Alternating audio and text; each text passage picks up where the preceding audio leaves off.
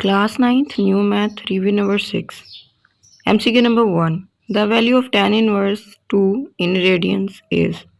सबसे पहले कैलकुलेटर पे शिफ्ट प्रेस करें, फिर tan, फिर 2, फिर इज इक्वल का बटन।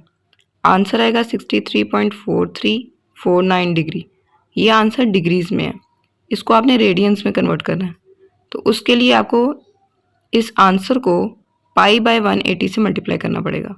जब भी आपने डिग्री से रेडियन में कन्वर्ट करना है तो मल्टीप्लाई करेंगे पाई बाय 180 के साथ।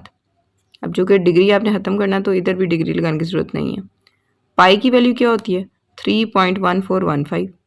तो इन दोनों को आपस में मल्टीप्लाई करें और 180 से डिवाइड कर दें। आंसर आएगा 1.107। राउंड ऑफ करेंगे तो 1.11 रेडियन। डी वाली ऑप्शन ठीक है। सेकेंड वन है in a right triangle. Right triangle कायमतु जाविया मुसलस, जिसमें कम से कम एक जाविया 90 दर्जे का हो। The hypotenuse is 13 units. वितर यानी कि ये जो है 13 यूनिट है।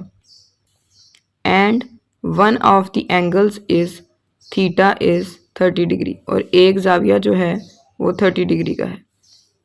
The length of the opposite side is, इसकी ऑपोजिट साइड ये बनती है, इसकी लेंथ मालूम करनी है, परपेंडिकुलर मालूम करने का कह रहे हैं।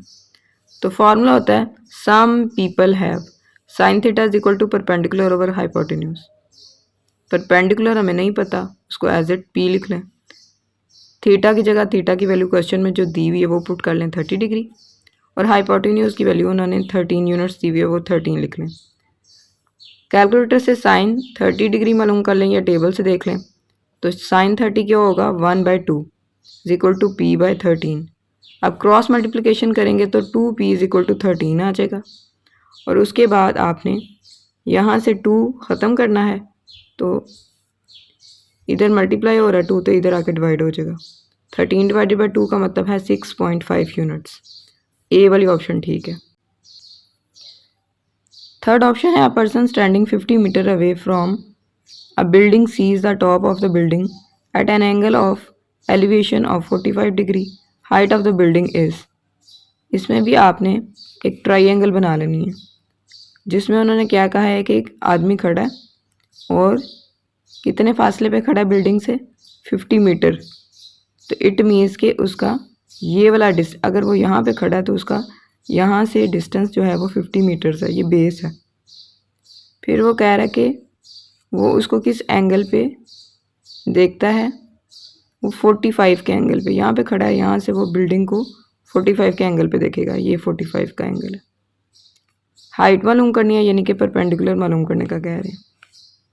और ये अब हमने क्या करना है कि फॉर्मूला लगाना है कि हमारे पास आंसर आ जाए कि परपेंडिकुलर कितना होगा। तो हमने tan थीटा का फॉर्मूला पढ़ा था through proper brushing.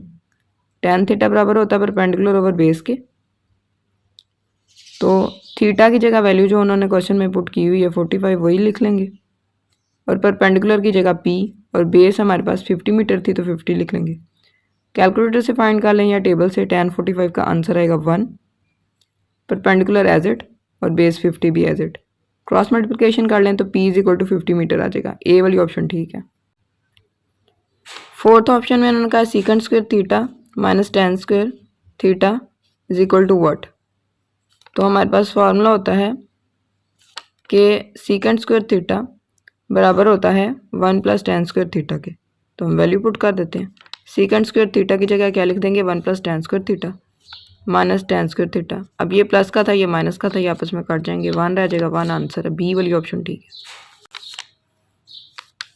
If sine theta is equal to 3/5 and theta is an acute angle. Acute angle को क्या कहते हैं आधा जाविया, यानी कि 90 दर्जे से जो कम हो। तो फिर कॉस स्क्वायर थीटा क्या होगा। कॉस स्क्वायर थीटा का फॉर्मूला लिखेंगे 1 माइनस साइन स्क्वायर थीटा। ये हमें कहाँ से मिला, हमने पढ़ा था कि sine square theta plus cos square theta is equal to 1 होता है। तो अगर इसमें से हमें कॉस स्क्वायर थीटा चाहिए तो इसको इधर ही रहने दें, और साइन स्क्वायर थीटा को दूसरी तरफ ले जाएं तो 1 में से माइनस हो जाएगा। तो हम कह सकते हैं ना कि कॉस स्क्वायर थीटा किसके बराबर है 1 माइनस साइन स्क्वायर थीटा के। जब हमने ये लिख लेना है तो वैल्यू पुट कर लेनी है। तो साइन स्क्वायर थीटा की वैल्यू यहाँ से मिल जाएगी हमें, ये वाली 3/5 का स्क्वायर। अब 1 माइनस 3 के स्क्वायर का मतलब है 9 और 5 के स्क्वायर का मतलब है 25। इसको कैलकुलेटर से सॉल्व कर लें। जो इस तरह का एक बटन होता है ना ओवर वाला, वो लगा के आप सॉल्व करेंगे तो बटे में आंसर आ जाएगा।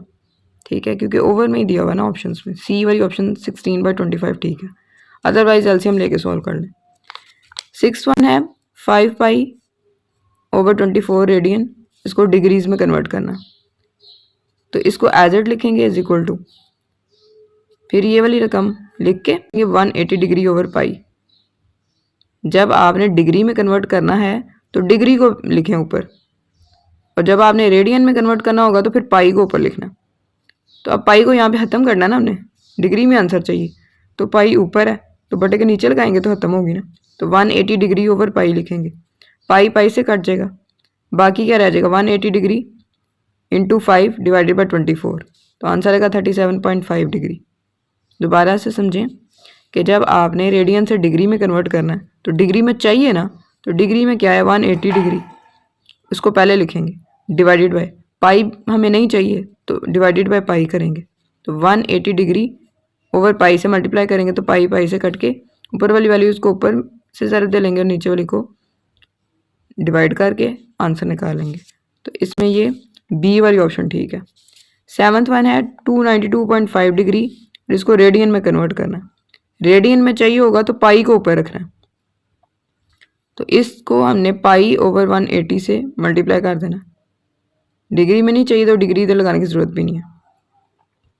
अब आंसर उन्होंने आपको पाई वाला दिया हुआ है, तो इसका मतलब है पाई की वैल्यू पुट करने की ज़रूरत नहीं है।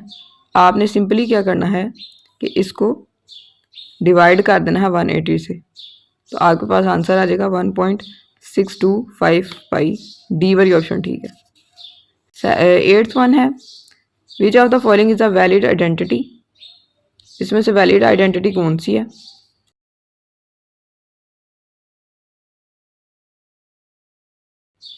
cos into π/2 minus theta is equal to sine theta. Table से वैल्यू चेक करेंगे तो π/2 की वैल्यू होती है 90 डिग्री।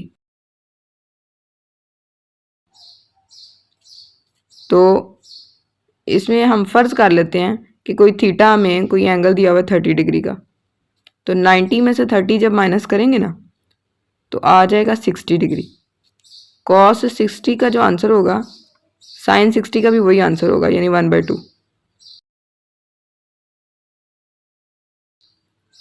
तो इसका मतलब है कि cos इंटू π/2 माइनस थीटा बराबर होता है साइन थीटा के।